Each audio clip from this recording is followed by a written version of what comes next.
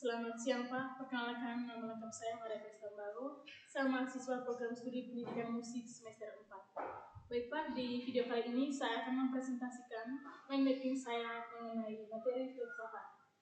Jadi baik Pak, di sini saya akan menjelaskan terlebih dahulu mengenai pengertian filsafat itu sendiri. Jadi filsafat dalam bahasa Indonesia berarti cinta kebijaksanaan. Istilah ini berasal dari bahasa Yunani, yaitu filosofia, yaitu gabungan dari kata philos yang artinya cinta dan sophia yang artinya kebijaksanaan. Secara sederhana, filsafat adalah penyelidikan mendalam tentang hakikat segala sesuatu yang ada, termasuk asal-usul, sebab dan hukumnya. Baik Pak, selanjutnya saya akan menjelaskan mengenai novel dunia Sofi. Jadi dalam dunia Sofi itu ada berisi zaman filsafat dan isi novel itu sendiri. Jadi Pak, yang pertama saya menjelaskan mengenai dunia Sofi sendiri. Novel ini adalah novel yang ditulis oleh Justin Gardner, terdiri dari 36 bab yang membahas sejarah filsafat dari abad Yunani kuno hingga abad ke-20 melalui tokoh Sofi. Dengan tebal 18 halaman, novel ini menjadi salah satu novel filsafat terlaris di dunia dan telah diterjemahkan ke dalam lebih dari 60 bahasa, termasuk bahasa Indonesia itu sendiri. Selanjutnya, saya akan menjelaskan mengenai zaman filsafat yang ada dalam dunia Sofi sendiri. Yang pertama itu ada zaman Yunani kuno. Zaman ini dimulai pada abad ke-6 sebelum Masehi sampai abad ke-6 Masehi. Ini merupakan bagian terbesar dari novel yang memperkenalkan tokoh-tokoh penting seperti Socrates, Plato, dan Aristoteles. Novel ini membahas mengenai gagasan-gagasan mereka tentang kosmologi, metafisika, politik, dan etika. Zaman ini ditampilkan sebagai periode kelahiran filsafat Barat dan menjadi dasar bagi perkembangan pemikiran selanjutnya. Yang kedua itu ada zaman pertengahan. Zaman pertengahan itu dimulai pada abad ke-5 sampai abad ke-15 Masehi. Novel ini mengulas pengaruh agama Kristen terhadap filsafat, terutama melalui tokoh-tokoh seperti Augustinus dan Thomas Aquinas. Perdebatan antara iman dan akal menjadi sorotan utama dalam periode ini. Selanjutnya ada zaman Renaissance. Zaman Renaissance ini dimulai pada abad ke-14 sampai abad ke-17 Masehi. Novel ini menggambarkan kebangkitan kembali minat terhadap filsafat Yunani kuno dan munculnya humanisme. Tokoh-tokoh seperti Niccolo Machiavelli dan Michel de Montaigne dibahas dalam konteks perubahan sosial dan intelektual yang terjadi. Selanjutnya, di zaman pencerahan. Di zaman pencerahan ini yang dimulai pada abad ke-17, sampai abad ke-18 Masehi. Novel ini menampilkan pemikiran para filsuf seperti René Descartes, John Locke. Dengan tema utama pada zaman ini adalah rasionalisme, empirisme, dan revolusi. Selanjutnya di zaman romantisme yang dimulai pada abad ke-18 sampai abad ke-19 Masehi. Meskipun tidak sedetail zaman-zaman sebelumnya, novel ini menyentuh pemikiran para filsuf romantis seperti Søren Kierkegaard yang menekankan pentingnya emosi dan individualitas. Oke, selanjutnya ada zaman eksistensialisme yang dimulai pada abad ke-20 Masehi. Novel ini juga menyentuh pemikiran eksistensialisme seperti Friedrich dan Jean-Paul Sartre, menunjukkan bagaimana filsafat merespon kondisi manusia di abad ke-20. Oke, jadi baik, selanjutnya saya akan menjelaskan mengenai isi novel itu sendiri. Di dalam novel ini terdiri dari beberapa bab. Jadi yang pertama saya akan menjelaskan mengenai bab pertama itu ada judulnya mengenai Taman Firdaus. Jadi pada bab pertama ini memiliki makna, dan novel dunia Sofi memiliki makna yang mendalam tentang filsafat dan kehidupan. Melalui cerita Sofi, Justin Gardner menjelaskan konsep-konsep filsafat dengan cara yang menarik dan mudah dipahami. Kisahnya itu di bab 1 ini mengisahkan dan memperkenalkan Sophie Amundsen, seorang gadis berusia 15 tahun yang menerima surat misterius berisi pertanyaan filosofis. Surat-surat tersebut memicu rasa keingintahuan Sophie tentang siapa dirinya dan bagaimana dunia ini diciptakan. Dalam bab pertama ini ada tokoh-tokoh. Yang pertama itu ada Sophie Amundsen sendiri yang menjadi tokoh utama. Novel ini seorang gadis berusia 14 tahun yang memiliki rasa keingintahuan tinggi tentang filsafat dan kehidupan. Yang kedua itu ada pengirim kartu pos.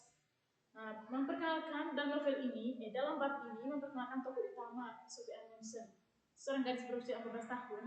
Tidak hanya itu, tapi ada juga pengirim kartu pos yang mengirimkan surat-surat misterius kepada Sophie Amundsen. Jadi dalam bab pertama ini belum ada para ahli yang secara spesifik dibahas. Jadi belum ada para ahli ataupun ilmuwan yang dibahas dalam bab ini. Oke, selanjutnya saya akan menjelaskan pada bab kedua. Jadi bab kedua ini judulnya itu mengenai topi pesulap. Makna simbolis dari topi pesulap sendiri, topi pesulap dalam bab ini digunakan sebagai metafor untuk menggambarkan realitas dunia yang penuh misteri. Sophie diibaratkan sebagai kelinci putih yang ditarik keluar dari topi oleh seorang pesulap, melambangkan bahwa manusia adalah bagian dari dunia yang menakjubkan dan misterius. Namun berbeda dengan kelinci yang tidak menyadari keajaiban tersebut, manusia memiliki kesadaran dan rasa ingin tahu untuk memahami dunia di sekitarnya. Metafora ini menekankan pentingnya mempertahankan rasa heran dan keingintahuan terhadap kehidupan yang seringkali memudar seiring bertambahnya usia. Oke, kisah dalam bab kedua ini mengenai topi pesulap, yaitu setelah menerima surat pertama yang berisi pertanyaan siapa kamu dan dari mana dunia berasal, Sophie mulai menerima lebih banyak surat yang membahas konsep dasar filsafat. Surat-surat ini mendorongnya untuk mempertanyakan realitas dan keberadaan serta mengembangkan rasa ingin tahu yang mendalam. Sophie menjadi semakin tertarik pada filsafat, bahkan mengabaikan kegiatan sehari-harinya dan teman-temannya. Ia mulai menyimpan surat-surat tersebut di tempat rahasia dan mencoba mendiskusikan pemikirannya dengan ibunya yang justru menganggap perilakunya aneh. Jadi dalam bab kedua ini ada tokoh-tokoh utama. Yang pertama itu ada Sophie Amundsen. Yang kedua itu Albert Nock, yaitu filsuf misterius yang mengirimkan surat-surat kepada Sophie, yang menjadi mentor Sophie dalam memahami konsep-konsep filsafat dan sejarah pemikiran manusia. Selanjutnya saya akan menjelaskan pada bab ketiga. Bab ketiga itu dengan judul mitos-mitos. Oke, dalam bab ketiga novel Dunia Sophie karya Joe Stenggerder yang berjudul mitos-mitos ini, pembaca itu diajak untuk memahami bagaimana manusia pada masa lalu menjelaskan fenomena alam melalui cerita-cerita mitologis sebelum berkembangnya pemikiran rasional dan ilmiah. Ada kisah dalam bab mitos-mitos ini, yaitu setelah menerima surat misterius sebelumnya, Sophie menemukan amplop baru yang membahas tentang mitos. Surat tersebut menjelaskan bahwa sebelum adanya penjelasan ilmiah, manusia menggunakan mitos untuk memahami dunia di sekitar mereka. Contohnya adalah mitologi Nordik tentang dewa Thor yang kehilangan kalungnya, Mjolnir yang menyebabkan musim kering. Thor kemudian menyamar sebagai wanita untuk merebut kembali kalungnya dan mengalahkan para raksasa yang kemudian dikaitkan dengan kembalinya hujan dan kesuburan. Sophie menuangkan bahwa jika ia dibesarkan tanpa pengetahuan ilmiah, mungkin ia juga akan menciptakan cerita-cerita mitos untuk menjelaskan fenomena alam. Hal ini menunjukkan bahwa mitos adalah hasil dari upaya manusia untuk memahami dunia dengan cara yang tersedia bagi mereka pada saat itu. Makna dari bab ini ialah menyoroti bagaimana peralihan dari penjelasan mitologis ke pemikiran rasional. Mitos dianggap sebagai cara awal manusia untuk menjelaskan fenomena yang tidak mereka mengerti. Namun seiring waktu, muncul para filsuf yang mulai mempertanyakan kebenaran mitos dan mencari penjelasan yang lebih logis dan rasional. Tokoh dalam bab ini yaitu pertama sudah pasti Sophie Amundsen, dan yang kedua ada Albert Knox. Oke, selanjutnya saya akan menjelaskan bab 4 dalam buku ini. Yang pertama yang berjudul Para Filsuf Alam. Oke, para filsuf alam dalam bab ini dari novel dunia Sophie ini karya Stengger, pembaca diajak untuk menjelajah awal mula pemikiran filsafat di Yunani kuno, khususnya mengenai upaya para filsuf awal dalam memahami asal-usul semesta melalui pendekatan rasional bukan mitos lagi. Oke, makna dari bab ini menandai pergeseran dan penjelasan mitologis menuju pemikiran rasional dalam memahami dunia.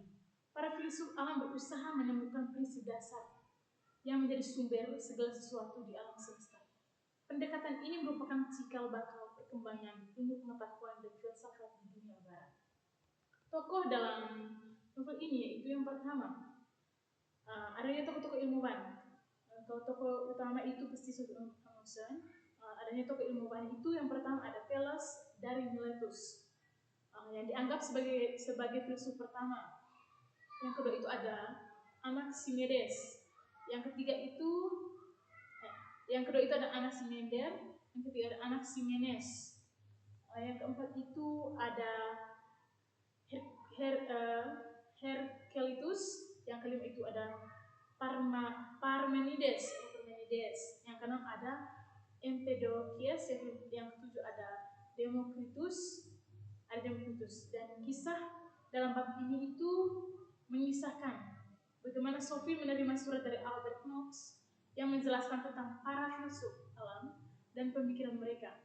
Melalui penjelasan ini, Sophie mulai memahami bahwa manusia dapat menggunakan akal untuk mencari penjelasan tentang dunia, bukan hanya mengandalkan mitos atau kepercayaan tradisional itu. Ini menjadi langkah awal bagi Sophie dalam perjalanan filosofisnya untuk memahami realitas dan eksistensial. Pada bab para filsuf alam ini, dalam dunia Sophie memperkenalkan pembaca pada awal mula pemikiran rasional dan filsafat yang menjadi dasar bagi perkembangan ilmu pengetahuan dan pemikiran kritis di masa depan. Oke, selanjutnya menjelaskan pada bab 5 itu Demokritus. Dalam bab ini, bab Demokritus dari novel dunia Sophie karya Stengger ini, pembaca diajak untuk memahami pemikiran filsafat Yunani kuno Demokritus yang dikenal sebagai pelopor teori atom. Makna dan konsep utama dari bab ini yaitu Demokritus mengemukakan bahwa segala sesuatu di alam semesta terdiri dari partikel-partikel kecil yang tidak dapat dibagi lagi, yang disebut atom, atau dari bahasa Yunani, atom berarti tidak dapat dipotong. Ia berpendapat bahwa atom-atom ini adalah dasar dari semua materi dan bahwa perubahan terjadi karena pergerakan dan kombinasi atom-atom tersebut. Pandangan ini menandai pergeseran dari penjelasan mitologi menuju pemikiran rasional dalam memahami realitas. Arah kisah dalam bab ini adalah Sophie menerima surat dari Albert Knox yang menjelaskan pemikiran Demokritus. Ia belajar bahwa Demokritus menolak gagasan adanya kekuatan spiritual atau jiwa yang mempengaruhi dunia. Sebaliknya, ia percaya bahwa segala sesuatu termasuk pikiran dan perasaan manusia dapat dijelaskan melalui interaksi atom-atom. Sophie merenungkan pandangan ini dan mulai mempertanyakan keyakinan pribadinya tentang keberadaan jiwa dan realitas spiritual. Oke, adanya tokoh-tokoh dalam novel ini. Yang pertama, Demokritus, yaitu filsuf Yunani kuno yang dikenal sebagai pelopor teori atom. Yang kedua ada Sophie Amundsen, yang ketiga ada Albert Knox. Oke, selanjutnya saya akan menjelaskan pada bab yang ke-6. Jadi, dalam bab itu yang berjudul Takdir. Dalam bab Takdir, dari novel dunia Sophie ini, pembaca diajak untuk merenungkan konsep takdir dan bagaimana pandangan manusia terhadapnya, tentang terhadapnya telah berkembang sepanjang sejarah filsafat. Makna dan konsep utama dalam bab 6 ini mengenai takdir, itu bab ini membahas dua pandangan utama tentang takdir. Yang pertama itu pandangan fatalisme, yaitu kepercayaan bahwa segala sesuatu yang terjadi telah ditentukan sebelumnya dan tidak dapat diubah. Dalam pandangan ini, manusia dianggap tidak memiliki kendali atas nasibnya. Yang kedua itu takdir muwalak. Konsep dalam tradisi Islam yang menyatakan bahwa meskipun Tuhan telah menetapkan takdir, manusia masih memiliki kebebasan untuk berusaha dan mengubah nasibnya melalui tindakan dan pilihan. Selanjutnya, ada pun kisah dalam bab ini, yaitu dalam bab ini Sophie menerima surat dari Albert Knox yang membahas konsep takdir. Melalui penjelasan tersebut, Sophie mulai mempertanyakan sejauh mana manusia memiliki kebebasan dan menentukan nasibnya, dan bagaimana pemahaman tentang takdir mempengaruhi cara pandang seseorang terhadap kehidupan. Tokoh yang ada dalam novel itu sendiri yang pertama, dalam bab itu sendiri yang pertama ada Sophie Amundsen, yang kedua ada Albert Knox. Oke, selanjutnya saya membahas untuk bab 7, yaitu mengenai Socrates. Bab 7 berjudul Socrates. Dalam bab Socrates ini, dari novel Dunia Sophie karya Jason Gardner, pembaca itu mulai diajak untuk mengenal lebih dalam tentang tokoh filsuf Yunani kuno Socrates yang dikenal sebagai pelopor filsafat moral dan etika barat. Makna dan konsep utama dalam bab ini, Socrates dikenal sebagai filsuf yang tidak meninggalkan tulisan, namun pemikirannya diwariskan melalui guru-gurunya, terutama Plato. Ia menekankan pentingnya berpikir kritis dan introspeksi diri melalui metode tanya jawab yang dikenal sebagai dialektika atau electus. Salah satu prinsip utamanya adalah Gnoti Selton atau kenalilah dirimu sendiri, yang mendorong individu untuk memahami diri mereka secara mendalam.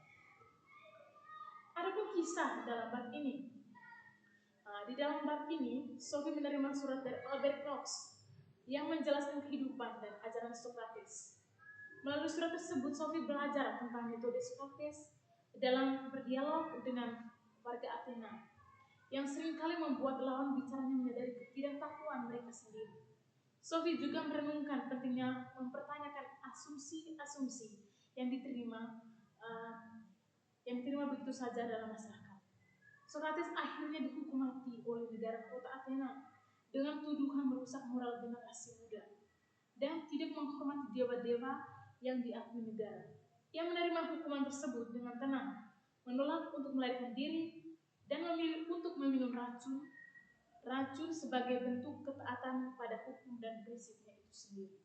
Adapun tokoh dalam bab ini yang pertama itu adalah Socrates, yang kedua ada Sophie Amundsen, dan yang ketiga itu ada Albert Knox.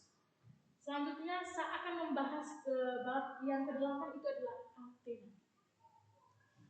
Dalam bab Athena ini dari novel Dunia Sophie, pembaca itu diajak untuk menjelajahi akar filsafat barat melalui pengalaman imajinatif Sophie di kota Athena, pusat peradaban Yunani kuno.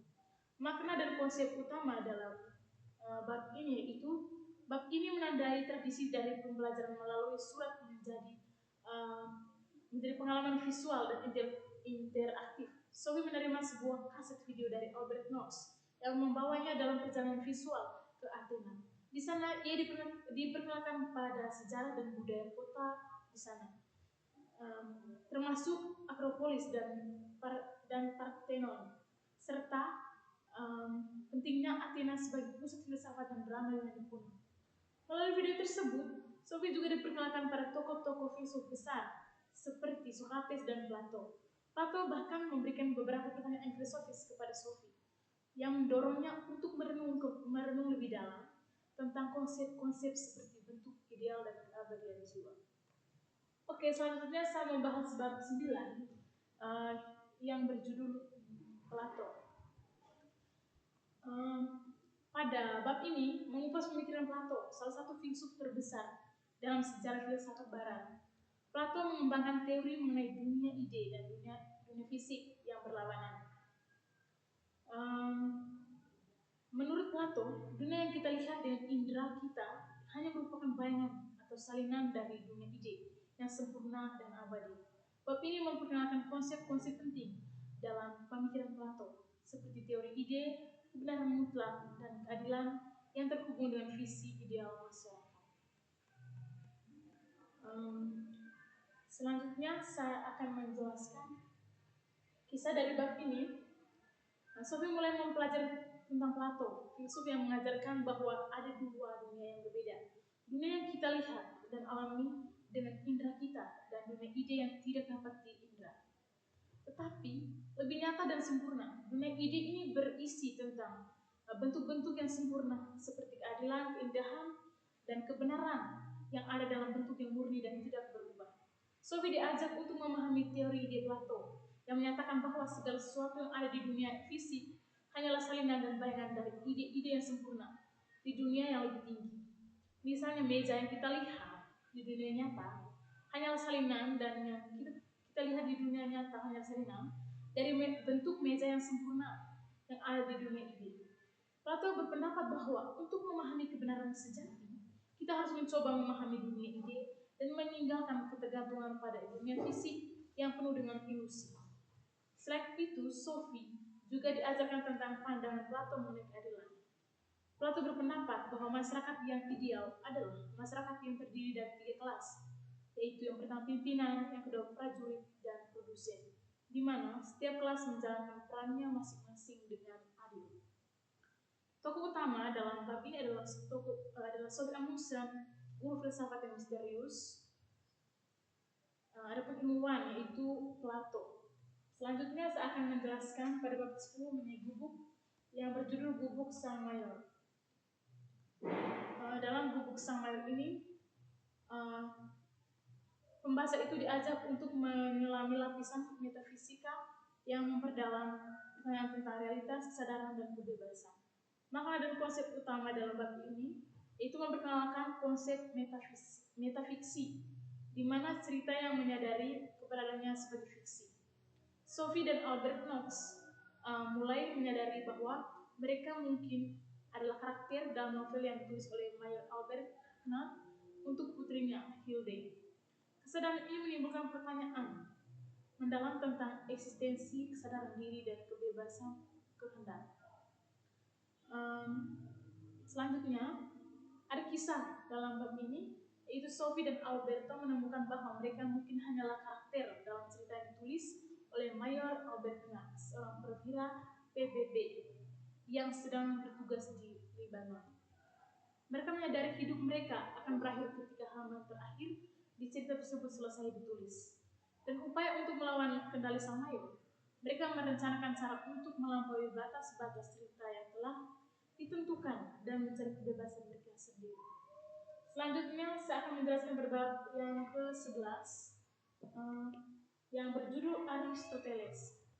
Dalam bab Aristoteles dari novel dunia Sophie, pembaca diajak untuk memahami pemikiran Aristoteles, filsuf Yunani kuno yang memiliki pengaruh besar dalam sejarah filsafat barat.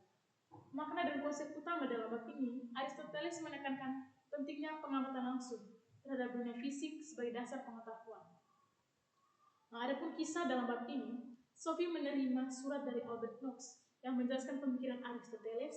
Melalui surat tersebut, Sophie belajar bahwa Aristoteles mengembangkan teori-teori penting dalam berbagai bidang termasuk logika, politik, dan metafisika. Selanjutnya, saya akan membahas pada bab ke-12 mengenai Helenisme. Dalam novel dunia Sophie, karya Justin Gerdel, bab berjudul Helenisme membahas periode penting dalam sejarah filsafat yang dikenal sebagai era Helenistik. Selanjutnya, adapun makna penting dalam bab ini, yaitu filsuf Helenistik berusaha mencari cara hidup yang baik dan bahagia dalam dunia yang penuh ketidakpastian. Adapun kisahnya, yaitu kisah dalam bab ini, Sophie menerima surat dari Albert Knox surat tersebut, Sophie belajar bahwa filsuf Hellenistik berusaha mencari cara hidup yang baik dan bahagia dalam dunia yang semakin kompleks dan penuh ketidakpastian itu. Selanjutnya saya akan menjelaskan pada bab yang ke-13. Saya akan membahas pada bab 13 mengenai kartu pos.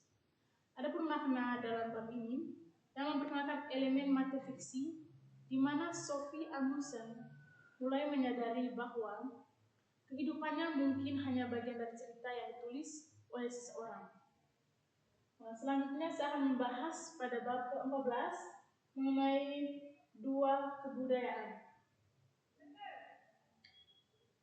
Dalam novel Dunia Sophie karya Stenggelder yang berjudul Dunia Kebudayaan ini membahas pertemuan antara kebudayaan Yunani Romawi dan kebudayaan Kristen serta dampaknya terhadap perkembangan pemikiran dan filsafat di Eropa.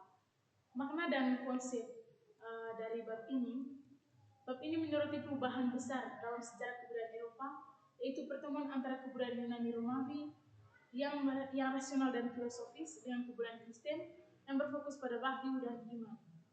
Selanjutnya saya akan membahas pada bab ke-15 itu zaman barok. Pada bab ke-15 dalam novel Dunia Sophie ini membahas periode sejarah yang penuh dengan kontradiksi dan dinamika serta pengaruhnya terhadap perkembangan filsafat dan pandangan dunia. Makna dan konsep utama bab ini menggambarkan zaman barok sebagai era yang ditandai oleh ketidakpastian, perubahan, dan pencarian makna di tengah kompleksitas kehidupan. Filsafat pada masa ini mencoba menjawab pertanyaan tentang realitas, eksistensi, dan hubungan antara tubuh dan jiwa.